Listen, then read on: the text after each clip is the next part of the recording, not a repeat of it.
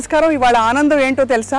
నేను సాక్షాత్తు the legend, the one and only Suryakantham garu కట్టిన ఇల్లు ఏదైతే ఉందో, అంటే ఆవిడున్న ఇంటి ముందు ఉన్నాను.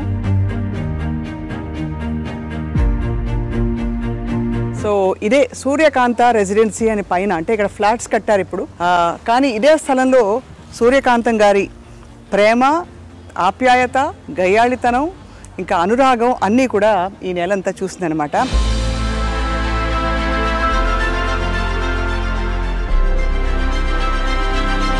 నిజానికి అటువంటి నటి నభూతో న భవిష్యత్. ఎందుకంటే 300 సినిమాలలో వేసిన పాత్రలన్నీ దాదాపు రెప్యుటేటివ్గా ఉన్నా కూడా ఎక్కడా బోర్ కొట్టించకుండా మెప్పించి, అలరించి, మైమరపించిన మహానటి నిజానికి సూర్యకాంతం గారే. సో వారి కుమారులతో మాట్లాడకపోతున్నాం మనం ఇవాళ. అనంత పద్మనాభమూర్తి గారు హోమియోపతి వైద్యులు. కానీ ఇంకొక విశేషం ఏంటంటే, సూర్యకాంతం గారికి గౌరవ డాక్టరేట్ ఇచ్చారు ఒక పాయింట్ తర్వాత. ఆ రోజుల్లో సినిమాకి వచ్చే ముందే, ఆ టైంలోనే మెట్రికులేషన్ వరకు చదువుకున్న తర్వాత she became doctor Suryakantham because of an honorary doctorate conferred upon her అనమాట. సో మరి సూర్యకాంతం గారి జీవిత విశేషాలు తెలుసుకుందామా? అయ్యో అయ్యో అయ్యో అనే ఆవిడ మరి జీవితంలో ఎంత హుందాగా, ఎంత ప్రేమగా ఉండేవారో తెలుసుకుందాం రండి.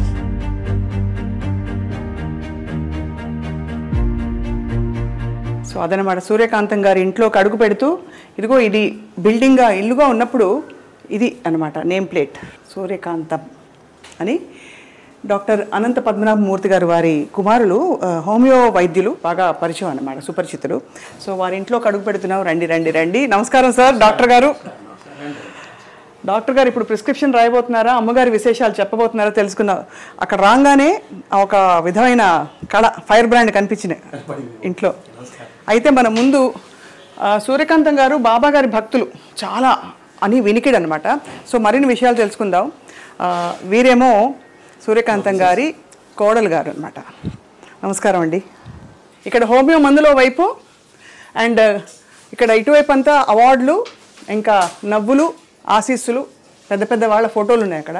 చక్కని చిరునవ్వు, ఎంత గంభీరమైన పాత్రలు వేసిన, గయ్యాళితనం చూపించిన ఆ చిరునవ్వులో మాత్రం ఏదో ఒక ఆకట్టుకునే అద్భుతం ఉంది కదా. సో చూడబోతున్నాం, తెలుసుకోబోతున్నాం బోర్డు అనే విషయం.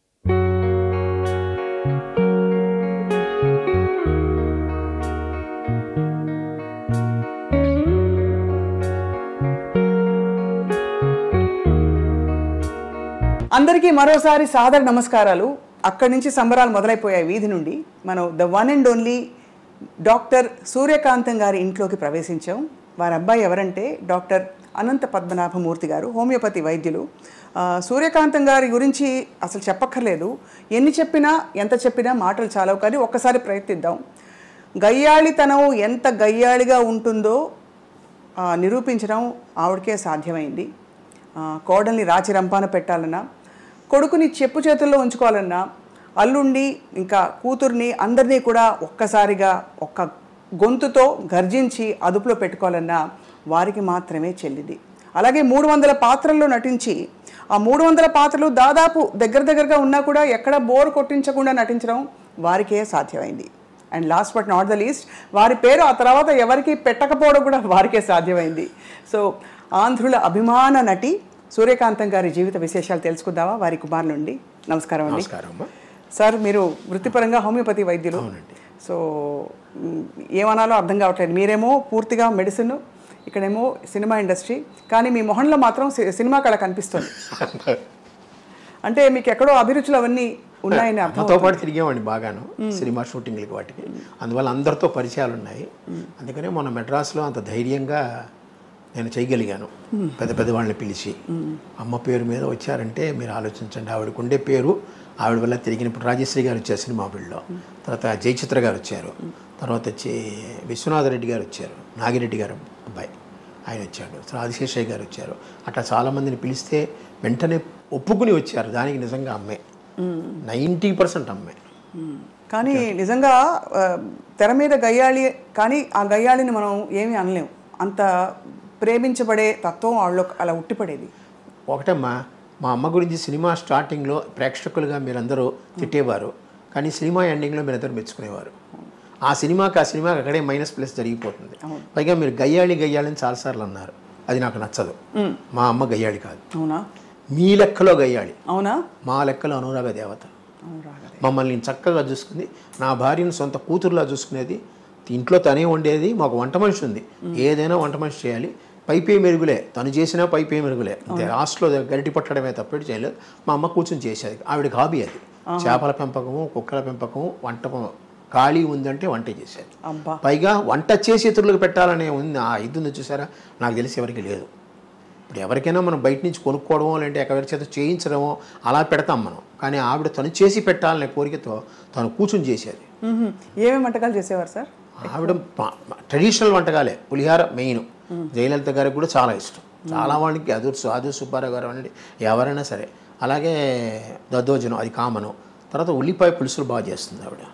చిన్న ఉల్లిపాయలు వేస్తారు దాంతో. అది 4-5 రోజులు నిల్వ ఉంటుంది. అలాగే మనకి ఆనపకాయ అంటాను చూస్తారు. ఆనపకాయని పొడిచి పొడిచి పొడిచి పొడిచి ముక్కలు చేస్తుంది ఆవిడ. ఆ ముక్కలు చూడడానికి మీకు చేప ముక్కలా ఉంటాయి. పెద్ద ముక్కలు, పెద్ద ముక్కలు చేసి చేప ముక్కలా ఉంటాయి. అదే ఆవిడే ఈ చేప ముక్క తినండి అంటుంది. అది ఫేమస్. ఇలాగ చాలా రకరకాలు ఈ చక్రబాణాలు అంటాను సార్. ఇవన్నీ ఆ పాతకాలంలో ఉండే పేర్లు ఇవన్నీ. అవే ఆవిడ చేసేది, అవే పెట్టేది అందరికీ. ఆవిడికి ఆ చివరి దశ వచ్చేటప్పటికి బయట నుంచి కూల్ డ్రింక్స్ కొంటామని చేసింది. కానీ మజ్జిగానే ఇంట్లో తయారు చేయాల్సింది గంగాళంతో. అంత చిన్నగా ఎంత గిన్నె ఉంటుందో గిన్నెలో తయారు చేసి పెట్టే. ఎవరు వచ్చినా మజ్జిగ ఇవ్వడం. పూర్తిగా అమ్మ మనసే అయితే. అంతే, అమ్మ మనసే. ఎవ్వరితో పెద్దగా అనవసరంగా కోపం తెచ్చుకోవడం ఏం లేదు. అందరినీ నాయన అని పిలుస్తుంది. పైగా ప్రతి వాళ్ళు ఆవిడ చిన్నతనం, నా చిన్నతనాన్ని నేను చూసాను. ఆవిడని అమ్మ, అందరూ అమ్మ అనే పిలుస్తారు. ఇంకోటి అక్క, లేకపోతే ఆ గుండమ్మ కథ వచ్చినప్పటి నుంచి గుండక్క గుండక్క గుండక్క ఫేమస్ అయిపోయింది. అందరూ అమ్మ అనే పిలుస్తారు. ఒక్క భానుమతి గారు మటుకు సూర్యం అని పిలుస్తారు. సూర్యం అని పిలుస్తారు చిన్నప్పటి నుంచి.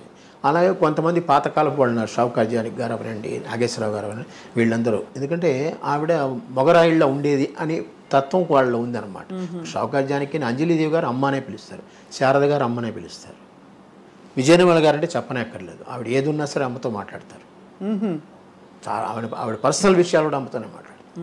అంటే అమ్మ ఆవిడ దగ్గరది. అలాగే జయలలిత గారు, ఆవిడకి అమ్మే. కారణం ఏంటంటే సంజయ్ గారు అమ్మకి క్లోజ్ ఫ్రెండ్. అందువల్ల సంజయ్ గారు పోయినప్పుడు అమ్మ ఆవిడ దగ్గర తీసుకుని చూసుకున్నారు. దాంతో ఆ యొక్క అభిమానం ఆవిడకి చివరి వరకు ఉంది. మీరు హోమియోపతి డాక్టర్ అవ్వాలన్న కోరిక వారిదేనా? ఆవిడ కోరిక. నేను ఎంకామ్ చదివాను మేడం. ఎంకామ్ చదివితే బ్యాంక్లో ఉద్యోగం వచ్చింది 1974. ఈ హోమియోపతి 72-73లో డిప్లొమా కోర్స్ ఒకటి ఉంది. అది అమ్మే చదవమని చెప్పారు. అప్పుడు డాక్టర్ గాలి బాలసుందరరావు గారిని ఉండేవారు, చంద్రమోహన్ వాళ్ళ మామగారు. ఆయన చెప్పాడు, నువ్వు హోమియో చదువుకో, బాగుంటుంది నీకు. మీ ఇంట్లో వాళ్ళకి కూడా హోమియో చాలా ఇష్టం. ఏదో నా పేరు కోసం నా దగ్గరికి వస్తారే కానీ మీకు అది బాగా పనిచేసింది. నువ్వు హోమియో డాక్టర్ అవ్వు, డిప్లొమా ఉందని ఆయనే చెప్పారు. కుప్పికారని ఒక ఆయన ఉంటే ఆయన దగ్గరికి పంపించారు. ఆయన ద్వారా నేను నేర్చుకున్నాను. 2 సంవత్సరాలు డిప్లొమా చేశాను. తర్వాత నాకు ఆంధ్రా బ్యాంక్లో ఉద్యోగం వచ్చింది. ఆ కాలంలో అంతా 100 వాట్స్ బల్బులు కదా, ట్యూబ్ లైట్లు కూడా లేవు. నేను చెప్పే 72, 73లో ఆ వేడిలో ఫ్యాన్ వేసుకోకుండా పొట్లాలు కట్టాలంటే నా వల్ల కాదు. అందుకని మూట కట్టి పటకమే వారేశాను. బ్యాంకులో జాయిన్ అయ్యాను. ఆఖరికి 2000లో నేను ట్రాన్స్ఫర్లు తట్టుకోలేక నేను రిజైన్ చేశాను జాబ్. అప్పటి నుంచి మళ్ళీ హోమియో నాకు జీవితం అమ్మ నేర్పింది. అమ్మ ఆనాడు అంత దూరదృష్టితో ఆవిడ నాకు అది నేర్పించబట్టి ఈరోజు నాకు పెన్షన్ చాలా తక్కువ వస్తుంది. నాకు వచ్చేది 32,000 అంత పెన్షన్. అయినా కూడా నాకు హోమియోపతి వల్ల కొంచెం ఆదాయం ఉంది. అది ఇది కలిపి చక్కగా అందరికన్నా ఈక్వల్ ఒక అప్పర్ మిడిల్ క్లాస్ పర్సనాలిటీగా నేను బతుకుతున్నాను. హాయిగా. అదే అమ్మ నటించిన పాత్రలు అన్నిట్లో అంటే మీరు చాలా షూటింగ్స్కి వెళ్ళేవారా? దాదాపు నేను ఖాళీగా ఉన్నప్పుడు అమ్మ షూటింగ్కి వెళ్తాను. ఇంకా నాకు వ్యాపకం లేదు. నాకు సాధ్యమంత వరకు మీరు ఏమనుకోనంటే ఆ పదం మంచిదో కాదో అని అమ్మ కూర్చుని. అవునా? అదే ఆవిడ ఏం చెప్తే అదే. అలాగే అన్నీ ఇప్పటికీ ఆవిడ పద్ధతులు పాటిస్తూనే ఉంటాను. పొద్దున్న 4 గంటలకు లేవడం, ఇద్దరం లేస్తాం. తను తొందరగా స్నానం చేస్తుంది, కొంచెం లేట్గా చేస్తాను అంతే. తను 5కే చేసేస్తుంది, నేను 6:30, 7 గంటలకు చేస్తాను. అది ఆఫ్ లేట్. నా ఖాళీ అయిన పేపర్లు చదువుకుని లేస్తాను అనమాట. అట్లాగా ఆవిడ పద్ధతులు అన్నీ. భోజనం కూడా పొద్దున టిఫిన్ 8:30కి. అప్పుడు మేము సద్యాన్నం తినడమో, వేడన్నం పెట్టుకుని తినడమో, అన్నమే పొద్దున. టిఫిన్ లేవు. ఆ కాలంలో మాకు టిఫిన్లు లేవు. మా ఇళ్లలో టిఫిన్లు ఉండవు. ఈ బజ్జీలు, పూరీలు ఇలాంటివి ఇడ్లీలు ఏమీ ఉండవు. కావాలంటే బయట తినడం ఏమైనా. ఆవిడ అమ్మ పక్కకి బయట ఇష్టం లేదు. బయట తిండి ఏది పడదు. అందుకని అన్నీ ఆవిడే చేసుకుంటుంది, ఆవిడే తింటుంది, ఆవిడే పెడుతుంది. దాదాపు ఒక హీరోయిన్కి రావాల్సినంత స్థాయి గుర్తింపు అమ్మకి రావడం, అలాగే అమ్మగారి పేరు మీదే కొన్ని సినిమాలు అంటే గుండమ్మ కథ లాంటి సినిమాలు టైటిల్ రోల్ ఆవిడే. సో ఇవన్నీ మీకు అప్పట్లో తెలిసిందా వారి ఘనత ఏమిటి, అంత గొప్పవారిని? గొప్పవారని తెలుసు, ఎందుకంటే అందరూ గౌరవిస్తారు. అప్పుడు నాకు గుండమ్మ టైంలో చాలా చిన్నపిల్లవాడిని నేను, అందుకని అమ్మని అందరు గౌరవిస్తున్నారు, అందరు దగ్గర తీసుకున్న వాళ్ళంతా కుటుంబం. అప్పుడంతా టీం వర్క్ అంటారు చూసారా, ఆ టీం వర్క్ ఇప్పుడు ఉందో లేదో నాకు తెలియదు, కానీ అప్పుడు విపరీతంగా ఉంది. అందరూ వాళ్ళ ఎల్లో ఏమైనా ఫంక్షన్లు పెడితే అందరూ అక్కడ కలవాలి. అందుకనే ఆనాడు మనకి దివిసీమ ట్రబుల్ వచ్చినప్పుడు అంతమంది యాక్టర్లు కలిసి వెళ్ళారు. అవును అవును. మరి అంత టీం ఇప్పుడు దొరుకుతుందా? ఇప్పుడు అందరూ ఎవరికి వారు ఎవరి క్యారవాన్లో వాళ్ళకు ఉన్నాయి. వీళ్ళందరూ చెట్ల కింద కూర్చొని చెట్ల కింద తిని చెట్ల కింద ఉండేవాళ్ళు. మేకప్ రూమ్ ఒకటి ఉంటుంది, వీళ్ళందరూ చెట్ల కిందే కూర్చొని చెట్ల కిందే ఉండేవాళ్ళు. ఎవరి కుర్చీ వాళ్ళది, కానీ భోజనాలు మటుకు అందరివి. చాలా కష్ట జీవితం ఆ రోజుల్లో. అంటే సినిమా ఇండస్ట్రీ అంటే అనుకుంటాం కానీ చాలా నిజంగా, ఎందుకంటే షెడ్ నుంచి బయటకు వచ్చారనుకోండి, ఫుఫ్ అనుకుంటూ వస్తారు, చెమటకి తట్టుకోలేక బయటకు వచ్చి చెట్ల కింద కూర్చునేవారు. ఇప్పుడంతా ఏసీలు పెద్దగా లేవు కదా. అవునవును. ఒక చోట ఏసీ ఉందంటే అందరూ 30 మంది కూర్చునిపోయేవారు లోపల. అలాగా. సో మీరు ఒక్కరే కదా సార్ సంతానం అమ్మకి? అమ్మానుండండి. ఒక్కరే పెరగడం మీకు ఎప్పుడైనా అంటే ఎంతో మంది అమ్మ దగ్గర తీసుకుని చదువు చెప్పించారు కదా, అందరితో పరిచయాలు మాకున్నాయి. అందరితో ఎవరు కానీ చాలా అందరికీ కేసరి స్కూల్ మైలాపూర్ చూసారా, అందులోనే మాకు సంబంధించిన వాళ్ళు అందరూ. మీరు అమ్మ చిన్ననాటి సినిమా షూటింగ్ జ్ఞాపకాలు ఏమైనా గుర్తుంటే పంచుకోగలరు? ఎందుకంటే మీరు అంటే మా అందరికీ లెజెండ్స్ అని కనిపించి అసలు ఊహించుకోలేము. అటువంటి వారి మధ్య మీరు పెరిగారు. సో ఆ జ్ఞాపకాలు ఏమైనా గుర్తున్నాయా? ఏదైనా పర్టికులర్ సినిమా షూటింగ్? సావిత్రి గారి టైంలో నాకు అంత ఊహ లేదు, వెళ్ళేవాడిని చూసేవాడిని, బట్ అంత గుర్తుపెట్టలేదు. బట్ అత్తగారు కొత్త కోళ్ళు, అందులో విజయనిర్మల గారు ఫ్రీక్వెంట్గా అనేవారు, సావిత్రి గారు అనేవారు ఇంతకుముందు, నువ్వు గట్టిగా కొట్టాలి, నా చర్మం ఎర్రబడాలి, అప్పుడే నాకు బ్రహ్మాండమైన యాక్టింగ్ వస్తుంది, లేకపోతే నీకే పేరు వస్తుంది, నాకు రాదు. అలాగే. అంటే అమ్మ దగ్గర దెబ్బలు తినని వ్యక్తి ఒకళ్ళే నాకు తెలిసి జమున గారు. అంటే ఆవిడ ఒక్కతే ఎప్పుడూ ఆ కూతురుగానే వేస్తుంది. అవును. అమ్మా అన్నయ్య నేను బజార్ వెళ్తున్నా, అక్కయ్యకి చీరలు కొనుక్కొస్తా. అక్కయ్యకి చీరలా? కూతురు కొంచెం ఆవిడ కూడా కొంచెం గారాల పట్టి, అలాగే ఈవిడ గారాల పట్టిగానే చూసుకునేది ఆవిడ. అందుకని ఆవిడ ఎక్కడ తప్పేసి మిగతా వాళ్ళందరికీ వాణిశ్రీ అంటే గోరింత దీపం తీశారు, అక్కడ కూడా ఎంత బాధ పెట్టేది. దాదాపు గొప్ప నటీమణులందరూ సూర్యకాంతం గారి చేతిలో నిజంగా దెబ్బలు తిన్న మరి, దెబ్బ కొట్టే అది ఎడం చేత్తో ఎంత విసురుగా వస్తుంది. అప్పుడు తగ్గలకుండానే కొడుతుంది ఆవిడ, కానీ ఆ విసురు తట్టుకోలేరు ఎవరు. మన కుడి చేతికి కూడా అంత బలం లేదు, ఆవిడ ఎడం చేతికి అంత బలం ఉంది. Left hander basically left hander. అన్నీ ఒక సంతకం మటుకు తెలుగులో పెడుతుంది, లెఫ్ట్ హ్యాండ్ రాయగలదు ఆవిడ, సంతకంలో తెలుగు నేర్చుకుంది. అలాగే భానుమతి గారి ఇంటికి మీరు వస్తూ పోతూ ఉండేవారు? చిన్నప్పుడు వస్తే పోతే ఉండే, ఆవిడ ఇక్కడికి వస్తూ ఉండేది. ఇదే ఇల్లు, ఇండిపెండెంట్ హౌస్. అప్పుడు ఇండిపెండెంట్ హౌస్. అమ్మగారు ఎప్పుడు కట్టించారు? 1956లో మేము చిన్న ఇల్లుగా కొన్నాం అమ్మా. ఇది యాక్చువల్గా స్పేస్ ఎక్కువగా ఉంది, కొనుక్కొని అప్పుడు మేము మెల్లిమెల్లిగా డెవలప్ చేసుకున్నాం, పక్కన గదులన్నీ వేసుకుని. 1956లో మేము వచ్చాము ఇక్కడికి. అమ్మ పోయేంత వరకు ఇది ఇండిపెండెంట్గానే ఉంది. అమ్మ ఫస్ట్ సంవత్సరీకాలు కూడా ఇక్కడే జరిగాయి. హౌస్ ఒక ఇండిపెండెంట్ హౌస్. దాని తర్వాత ఇది ఇచ్చారు డెవలప్మెంట్కి.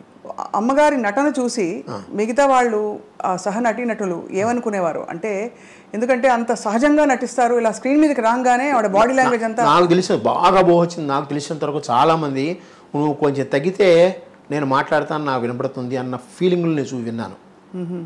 అంటే ఎలాగా? ఎందుకంటే ఈవిడ వాగ్దాటికి కొట్టిపారేస్తుంది అనమాట, ఏదొచ్చినా కూడా. ఆ సీన్లో ఈవిడే డామినేటింగ్, ఆ సీన్లో ఇంకోళ్ళకి రావాలంటే గ్యాప్ ఉండదు. పైగా ఈవిడేం డైలాగులు కొత్తగా చెప్తుంది, మీరు రాసిన డైలాగులు కన్నా కొత్తగా చెప్తుంది. పైగా డైరెక్టర్ ఆవిడ వదులుతాడు ఏదైనా, అంటే కొంచెం ఇంప్రూవైజేషన్ చేసుకోవడం.